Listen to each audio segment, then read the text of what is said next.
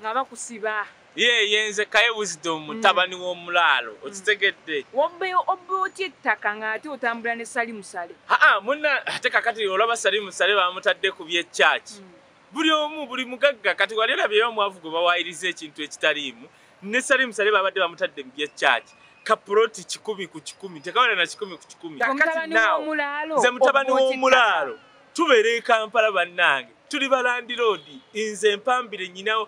my country home eri acres nga 10 ositegeera naye kakati nalaba jeno ono yafono Kasirye Gwanga namulaba eruwero nga ise bagenda nayiga ng'ettaka lirye nga waye ndifuna ko kutaka bwetyo nga ndi mwana muto kakati nengenda eruwero ne ndifuna sasulako mpola kitegereka bulungi kati wensasula empola waliwo omuwala bamuyita Alice Nalomba taata we pastor Emayuge namufuna bwentyo nga omanye emikwano simulabangako mukyalawo asi mukyala wange simulabangako tulina emikwano waliwo Mildred gwe mmanyi abeera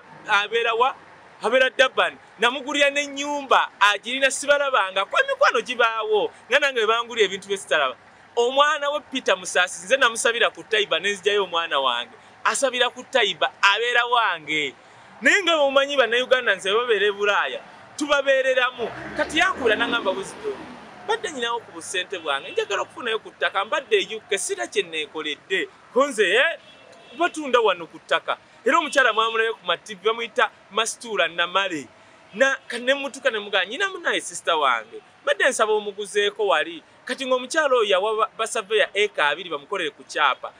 kati kye twakola nenkwata basaveya ne tubaleeta be yawa nemugamba nti kampuni agenda okuteekamu ssente bano bagobera ekyapa kwe kuleeta oyo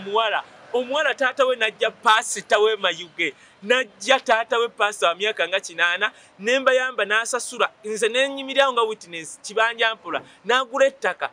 acres 15 miliyoni 63 pa eka agigula miliyoni 4.2 kati nembeyimirira nembagamba naye agenda sasulako kitundu endala muli alizisasula ng'akoze eki yendagaano kakati endagaano weri ettaka lyabwe kyevola nze natidde abalokole bannange mutandise okuntiisa omwana mulokole bamuyita Alice Nalomba Namatovu taata we pastor baganda be bonna abalokole n'asimba ebikono n'akiryalinga n'ettaka weriri bamafiya kye baakoze bakutte omusajja akankwasa Tammy Herbert bamunoonya security bambi ndowooza amasimu gaffe nga bwe bagatapinga bamuyitamu ne bafuna abe UK ne bakwata oyo omuwala oba bamuwayo ku busente that's okay n'agenda ku medium n'agamba nga wandiisiza emyaka gyonna n'agamba naye Nalomba kankubuulire oli mulokole taatawo pastor ngenda kukwata bannamawulire bagende batunuze kamera mu taatawo ndaba omusajja omukulu pastor wagamba nti ondiisa sikulabangako nkuyambanga wenyambye bannayuganda bali e Bulaaya Mildred ali mu Durban baani ogambe tomulabangako omwana woono gwoyina ewaka kyogamba wamufuna otya ye n'obwesigwa nze nyina abantu mwenda ewaka ng'oggyeko abasecurity babeera wange omwana we owookubiri omuwala alina abaana 3 omwana we gwe yazaala mu Pakistan nze namuyamba omwana ogenda e UK nemuyamba era ne benakubira amasimu okuyamba omwana n'agenda bamuyita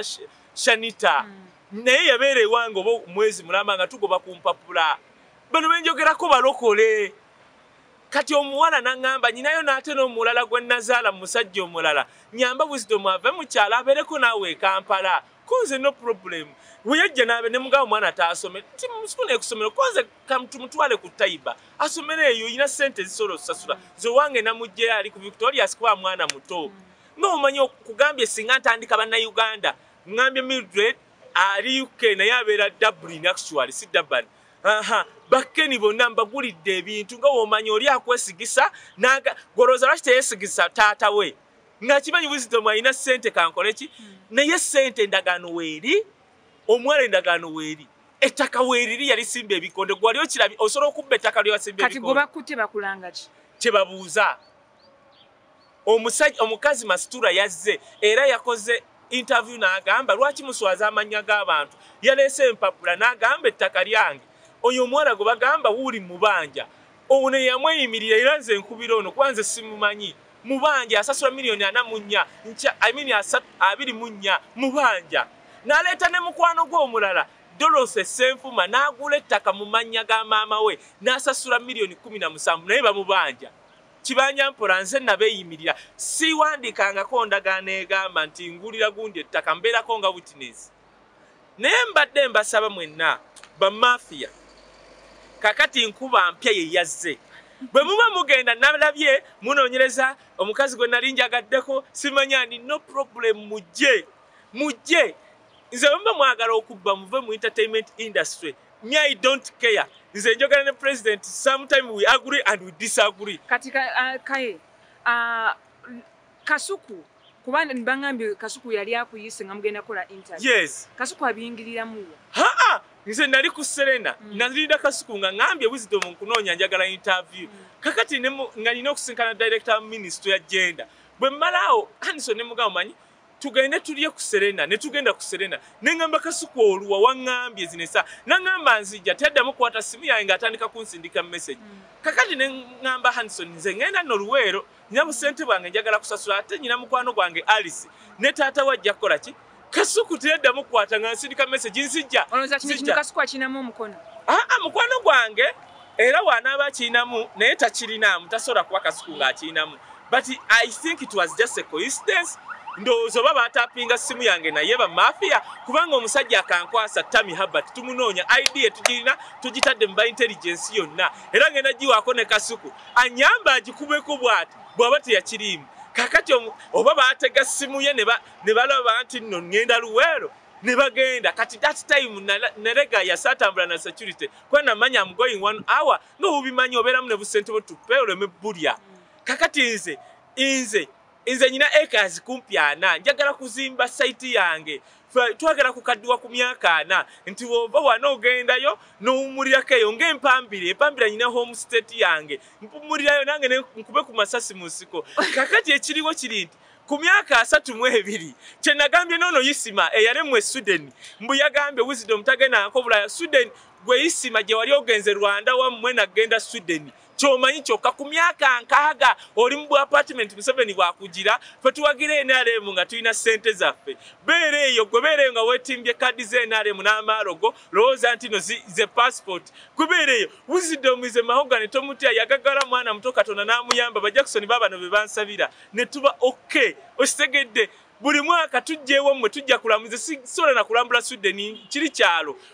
Sweden mu Europe yonna ng'ogenda Sweden is a village in Europe yagambye oli mufere tulaga omulimu gw'okola Yisima akulaga omulimu gwakola ku myaka 6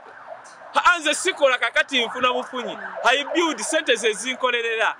yes nkola ne ministry ya National Cultural Forum gwe tokimanyi bagambye ensirika mannyo ekyokubiri President Museveni yatulonda abantu 6 nze Ragadi Emakarosi Anita Serwaje wa Trade Union Molenyes Gome Patrick Mumuza natuteekako Geno Sale ne Geno Kayanja golowooza osobola okukola n'abo abantu ng'oli mwavu Yisima genda oyambale kadi ze NRM ogagawale awo nyinga tunagenda ku gundi ku nsonga ndala bakusibye banene abakusibisizza nga togamba tolina musango ogenda bakolera ki batu banoonya ate kati nze byanvudde mu ngalo bali banoonya wisdom is a brand mwana wa mulaalo bali banoonya kakati nze ebyo nabadde mbasonyiye era Alice nalomba oli mukyala mulokole ne taata wo mulokole nze nabasonyiye naye munnange olwa security eriwo babanoonya naye okimanyi oli muguwa ddala okusinziira ku gayani okusinzira ku Sendi oli muguwa ddala kati gwe kankubule muganda wange Lilian olituuka e Bulaaya